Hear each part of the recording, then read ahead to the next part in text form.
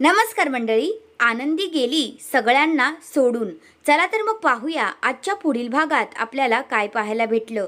आता इकडे आनंदीचा पत्ता लागलेला असतो, आनंदीचा अपघात झालेला असतो, म्हणून आता तिथे मालक साहेब, आर्ची, आरती आणि पिंट्या हे चारही जण पोचलेले असतात. पण जो पिंट्या आहे तो मालक साहेबांना बोलतो, मालक साहेब तुम्ही यायला खूप उशीर केला, आनंदी आपल्याला सोडून गेली आहे मालक साहेब. आणि हे सगळं ऐकल्यानंतर मात्र मालक साहेबांना खूप मोठा धक्काच बसतो.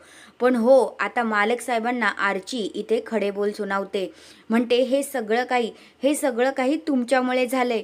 तुम्ही माझ्या बहिणीला मदत केली नाही शोधण्यासाठी, म्हणून हे असं झालंय, तुमच्यामुळेच झालंय, असं आता आर्ची मालक साहेबांनाच बोलत असते. आणि मालक साहेबांना तर काहीच सुधरत नसतं की आता काय बोलावं, कारण आनंदी त्यांना कायमची सोडून गेलेली असते. तर तुम्हाला खरंच असं वाटतंय का, ती जी मुलगी आहे ती खरंच आनंदी असेल का? तुमचं मत काय आहे ते कमेंट करून नक्कीच सांगा. धन्यवाद.